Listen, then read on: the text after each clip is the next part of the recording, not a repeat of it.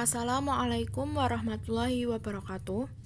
Perkenalkan, kami dari kelompok 11 ingin mempresentasikan hasil diskusi dari kelompok kami tentang akuntansi yayasan dan universitas dengan anggota saya sendiri Amarta Okta Laila, NPM 1901020061 dan Bramantia Ade Prasta, NPM 1901020076. Yang pertama ada akuntansi yayasan. Menurut UU Nomor 16 Tahun 2001, yayasan merupakan badan hukum yang kekayaannya terdiri dari kekayaan yang dipisahkan dan diperuntukkan untuk mencapai tujuan tertentu di bidang sosial, keagamaan, dan kemanusiaan. Yayasan dapat melakukan kegiatan usaha untuk menunjang pencapaian maksud dan tujuan dengan cara mendirikan badan usaha atau ikut serta dalam suatu badan usaha. Yayasan ini berbeda dengan perkumpulan, karena perkumpulan memiliki arti yang lebih luas, yaitu meliputi suatu persekutuan, koperasi, dan perkumpulan saling menanggung. Perkumpulan di sini dibedakan menjadi dua. Yang pertama, perkumpulan yang berbentuk badan hukum, seperti perseroan terbatas, koperasi, dan perkumpulan saling menanggung. Yang kedua, ada perkumpulan yang tidak berbadan hukum, seperti persekutuan perdata, CV, dan firma.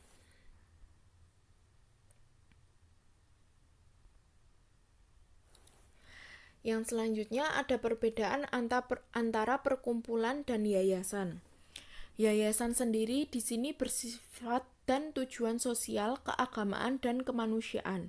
Tidak semata-mata mengutamakan keuntungan atau mencari keuntungan atau penghasilan yang sebesar-besarnya, dan tidak mempunyai anggota. Sedangkan perkumpulan bersifat dan tujuannya komersial, mementingkan keuntungan atau profit oriented, dan mempunyai anggota. Di sini ada hak dan kewajiban yayasan dan perkumpulan. Hak sendiri berhak untuk mengajukan gugatan, dan kewajibannya wajib mendaftarkan perkumpulan atau yayasan kepada instansi yang berwenang untuk mendapatkan status badan hukum.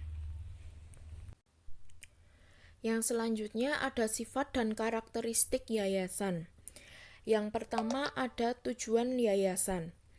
Yayasan memiliki tujuan yang spesifik dan unik yang dapat kuantitatif atau pencapaian laba maksimum, penguasaan pangan pasar, pertumbuhan organisasi dan produktivitas, dan kualitatif, efisiensi dan efektivitas organisasi, manajemen organisasi yang tangguh, dan moral karyawan. Yang kedua ada visi. Visi perlu ditanamkan pada setiap unsur yayasan, sehingga visi bersama atau share vision pada gilirannya mampu menggerakkan dan mengarahkan segala sumber daya. Yang ketiga ada misi. Misi suatu yayasan adalah maksud atau khas atau unik dan mendasar yang membedakan organisasi dari organisasi lainnya. Yang keempat ada sumber pembiayaan. Sumber pembiayaan yayasan berasal dari sejumlah kekayaan yang dipisahkan dalam bentuk uang atau barang. Selain itu, juga memperoleh sumbangan atau bantuan yang tidak mengikat seperti wakaf, hibah wasiat, dan perolehan lain tidak bertentangan dengan anggaran dasar yayasan dan peraturan perundang-undangan yang berlaku. Yang kelima ada pola pertanggungjawaban. Pola pertanggungjawaban di sini bersifat vertikal, yaitu pertanggungjawaban dan pengelolaan dana kepada otoritas yang lebih tinggi, dan horizontal pertanggungjawaban ke masyarakat luas. Yang keenam ada struktur organisasi yayasan. Struktur organisasi yayasan di sini ada 3. Yang pertama ada pembina sebagai organ yayasan yang mempunyai kewenangan yang tidak diserahkan kepada pengurus atau pegawai oleh UU atau anggaran dasar. Yang kedua ada pengurus sebagai organ yayasan yang melaksanakan kepengurusan yayasan dan pihak yang dapat diangkat menjadi pengurus. Dan yang ketiga ada pengawas. Organ yayasan yang bertugas melakukan pengawasan serta memberikan nasihat kepada pengurus dan menjalankan kegiatan yayasan. Yang ketujuh ada karakteristik anggaran. Anggaran merupakan artikulasi hasil perumusan strategi dan perencanaan strategis yang telah dibuat. Rencana anggaran yayasan harus dipublikasikan kepada masyarakat secara terbuka untuk dikritisi dan didiskusikan. Yang terakhir ada sistem akuntansi. Sistem akuntansi merupakan prinsip akuntansi yang menentukan kapan transaksi keuangan harus diakui oleh tujuan pelaporan keuangan.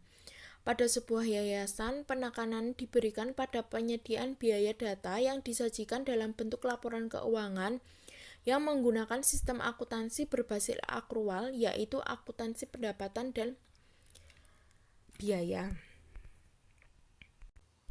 Yang selanjutnya ada kedudukan hukum yayasan.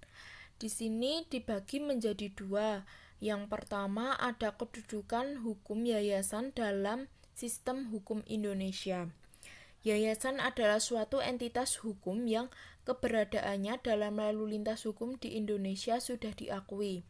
Kecenderungan masyarakat memilih bentuk yayasan disebabkan karena proses pendiriannya sederhana, tanpa memerlukan pengesahan dari pemerintah, dan persepsi masyarakat bahwa yayasan bukan merupakan subjek pajak. Yang kedua ada yayasan sebagai entitas hukum privat. Di sini dibagi menjadi dua, yaitu yayasan yang didirikan oleh penguasa seperti BUMN dan BUMD, dan yayasan yang didirikan oleh perorangan atau individu. Yang selanjutnya ada pengembangan organisasi yayasan.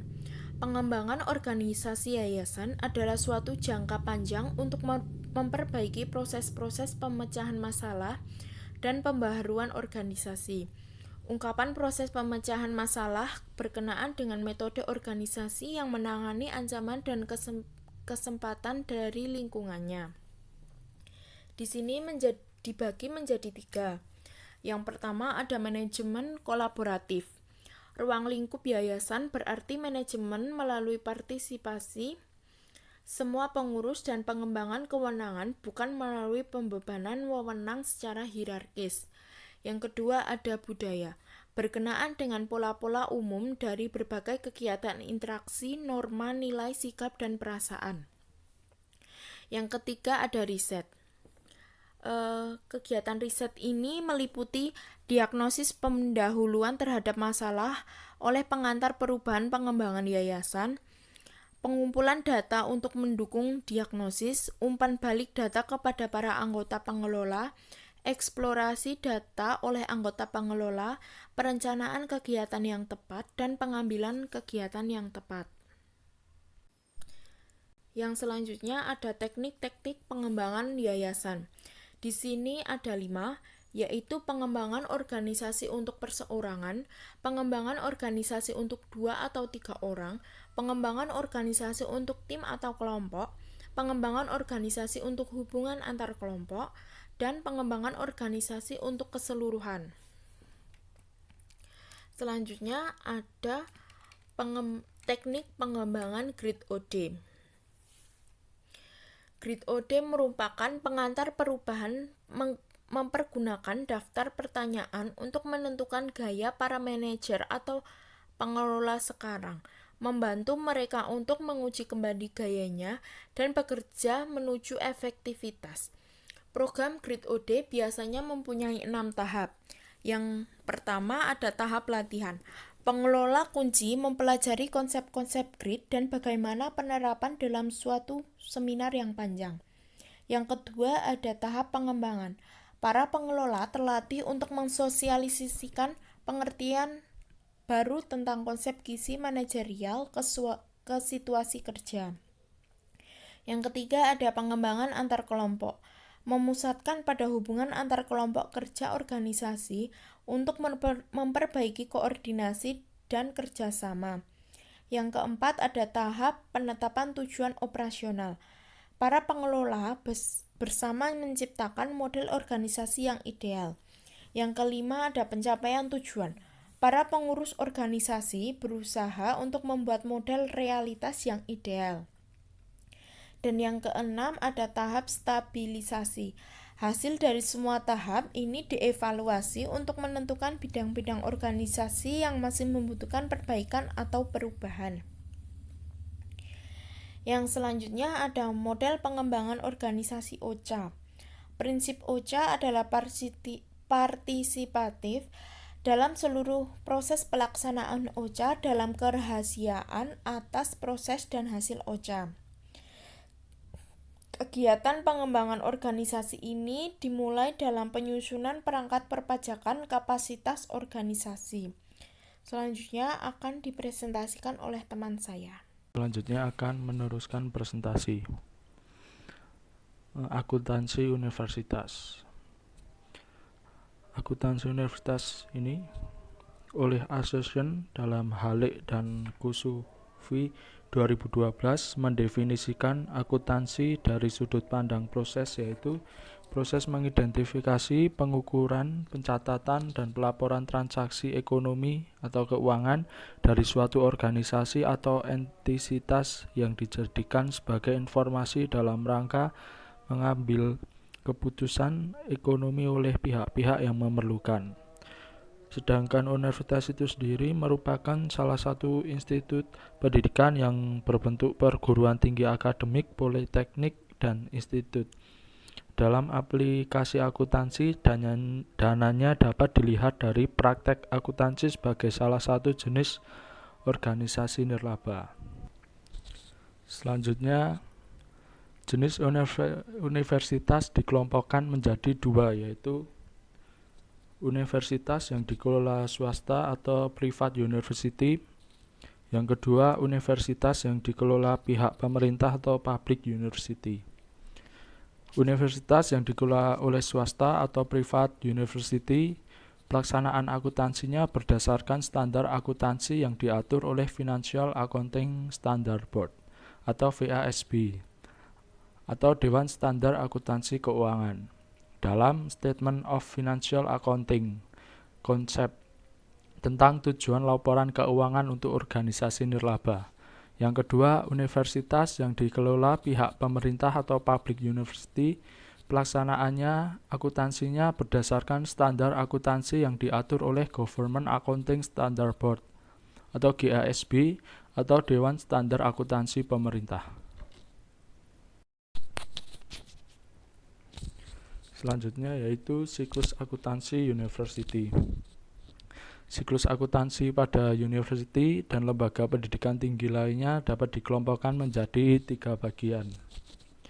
Yang pertama tahap pencatatan, kedua tahap pengikhtisarian, yang ketiga tahap pelaporan. Dalam tahap pencatatan, kegiatan identifikasi dan pengukuran bukti transaksi dan bukti pencatatan. Terus terdapat poin kegiatan pencatatan bukti transaksi ke dalam buku harian atau jurnal, memindahkan buku atau posting dari jurnal berdasarkan kelompok atau jenis berdasarkan akun buku besar. Yang kedua, tahap pengikhtisarian. Yang pertama, penyusunan neraca saldo atau trial balance berdasarkan akun-akun buku besar.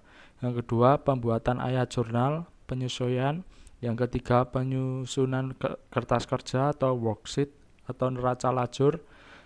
Yang keempat, pembuatan ayat jurnal penutup atau closing entries. Yang kelima, pembuatan neraca saldo setelah penutup. Yang keenam, pembuatan ayat jurnal pembalik. Terus yang tahap terakhir, tahap laporan. Yang pertama terdapat laporan surplus defisit, yang kedua laporan arus kas, ketiga neraca, dan keempat catatan atas laporan keuangan. Selanjutnya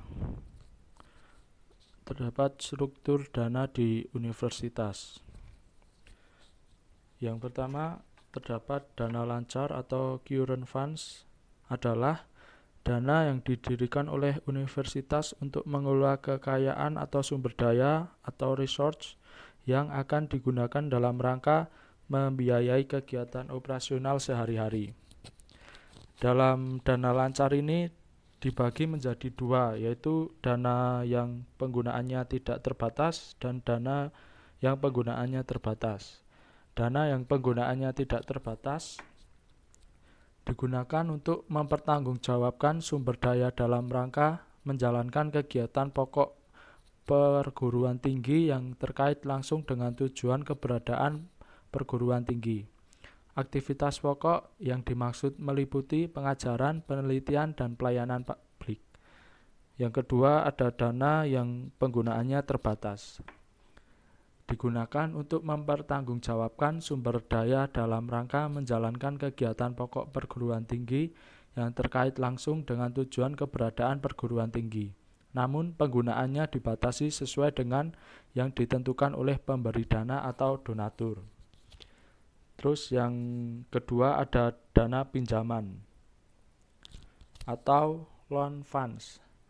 Dana yang didirikan untuk mengumpulkan dana-dana yang akan digunakan untuk memberikan pinjaman baik kepada pegawai universitas maupun pihak-pihak yang terkait dengan universitas. Yang ketiga terdapat dana abadi atau endowment funds, dana yang dikumpulkan dan kemudian dikelola oleh universitas tidak untuk penggunaan jangka pendek. Dana ini diabadikan kemudian dikelola dalam bentuk investasi yang menghasilkan bisa dimanfaatkan untuk penggunaan jangka pendek. Dan yang keempat, dana anuitas dan pensiun atau annuity and life income funds adalah semacam dana pensiun yang dikelola oleh universitas. Dan yang terakhir, dana pembangunan atau plan funds adalah dana yang dikumpulkan dengan tujuan penggunaan berupa pembangunan gedung, fasilitas, dan aset lainnya. Selanjutnya, dalam akuntansi dana ada beberapa hal yang perlu diperhatikan, antara lain yang pertama, pendapatan dan belanja. Sehubung dengan pendapatan, revenue, dan belanja ekspeditur, dalam akuntansi dana untuk universitas terdapat beberapa hal yang perlu diperhatikan sebagai berikut. Yang pertama, remisi uang kuliah dan piutang tak tertagih. Uang kuliah atau SPP, sumber pendapatan utama dari dana lancar, tidak terikat. Dalam akuntansi dana untuk universitas, jumlah uang kuliah yang seharusnya terkumpul berdasarkan tarif standar diakui secara penuh sebagai pendapatan. Beasiswa dan remisi atau potongan uang kuliah yang diberikan universitas termasuk piutang tak tertagih dicatat sebagai belanja. Meskipun banyak beasiswa yang terdapat di sebuah universitas, dalam dana lancar tidak terikat, hanya dicatat beasiswa yang disponsori langsung oleh universitas. Beasiswa lain yang berasal dari alumni atau perusahaan yang dikelola oleh universitas dicatat dalam kelompok dana yang lain. Dan yang kedua, pengembalian uang kuliah. Akuntansi dana untuk universitas mengharuskan pengembalian uang kuliah atau untuk mahasiswa yang mengundurkan diri. Dicatat sebagai pengurangan pendapatan. Ketika pengembalian kepada mahasiswa tersebut disetujui, universitas mendebit pendapatan dari uang kuliah dan mengkredit kas atau piutang. Dan yang terakhir, sesi perkuliahan yang berlangsung pada 2 periode. Suatu sesi perkuliahan mungkin dimulai pada 1 periode berjalan, namun baru diselesaikan pada periode berikutnya. Akuntansi dana untuk universitas mengharuskan bahwa uang kuliah yang dipungut untuk sesi perkuliahan tersebut diakui sebagai pendapatan pada periode di masa sesi perkuliahan tersebut paling banyak diselenggarakan, bersama dengan seluruh belanja yang berhubungan dengan sesi perkuliahan tersebut. Jika uang kuliah dipungut pada periode berjalan, namun sesi perkuliahan kebanyakan diselenggarakan pada periode berikutnya, maka universitas mencatat pemungutan uang kuliah sebagai debit pada kas dan kredit pada pendapatan tangguhan. Pendapatan tangguhan beserta belanja tangguhan jika ada kemudian diakui sebagai pendapatan dan belanja yang sesungguhnya pada periode berikutnya. Dan yang kedua, transfer dan penyisihan dana. Transfer ini terdapat transfer wajib dan transfer tidak wajib. Transfer wajib adalah transfer dari dana lancar ke dana lainnya untuk memenuhi ketentuan dari pihak eksternal dalam suatu perjanjian. Terus, transfer tidak wajib adalah transfer serupa namun ditentukan sendiri oleh pihak universitas untuk berbagai tujuan. Manajemen universitas juga dapat menyisihkan uang dalam dana lancar tidak terikat untuk tujuan tertentu di masa depan. Penyisihan yang disebut dana yang penggunaannya ditetapkan atau dialokasikan oleh dewan, ini adalah penyisihan internal yang serupa dengan penyisihan laba ditahan. Dalam entitas komersial, manajemen dapat mendapatkan atau mencabut penyisihan tersebut menurut kebijakan sendiri. Terus yang ketiga, terdapat investasi. Investasi dilaporkan pada nilai wajar atau fair value dalam neraca suatu institut publik. Pendapatan investasi termasuk perubahan dalam nilai wajar investasi untuk periode berjalan harus dilaporkan sebagai pendapatan revenue dalam laporan operasi entitas yang sesuai. Dan yang keempat, sumbangan. Universitas mencari pemasukan dari alumni, perusahaan, dan lembaga eksternal untuk memperbaiki program dan aktivitas pendidikannya. Selain itu, universitas juga dapat mencari pemasukan tambahan dari lembaga-lembaga internalnya. Lembaga-lembaga yang menjadi bagian integral dari universitas juga memiliki dana lancar serta dana-dana lainnya yang disatukan dengan laporan keuangan universitas. Yang perlu diperhatikan adalah pemisahan antara sumbangan yang mengikat dengan sumbangan yang tidak mengikat. Sumbangan yang mengikat yang diterima dicatat dalam dana lancar terikat dan dibelanjakan sesuai dengan batasannya. Sumbangan yang tidak mengikat dicatat dalam dana lancar tidak terikat dan dibelanjakan sesuai dengan kebutuhan universitas yang telah ditentukan. Terus yang kelima, terdapat depresiasi. Semua organisasi nirlaba termasuk universitas harus melaporkan depresiasi atau penyusutan dalam laporan keuangan untuk tujuan eksternalnya. Depresiasi harus dilaporkan sebagai belanja dalam dana menggunakan aktiva bersangkutan selama periode berjalan. Serupa dengan dana umum, dalam akuntansi pemerintah, dana lancar juga dapat mengakuisisi aktiva, namun terbatas pada aktiva lancar atau jangka pendek. Jadi, tidak ada aktivitas jangka panjang yang dilaporkan dalam dana lancar. Aktiva jangka panjang dilaporkan dalam dana pembangunan terpisah yang digunakan untuk mencatat akuisisi aktiva tetap dengan dana yang berasal baik dari dana lancar maupun dana pembangunan sendiri. Akan tetapi untuk akuisisi aktiva tetap dalam nilai yang besar tidak boleh menggunakan dana yang berasal dari dana lancar, namun harus menggunakan dana yang berasal dari dana dicatat sebagai dana pembangunan. Sekian dari kelompok kami. Jika ada kesalahan mohon maaf. Wassalamualaikum warahmatullahi wabarakatuh.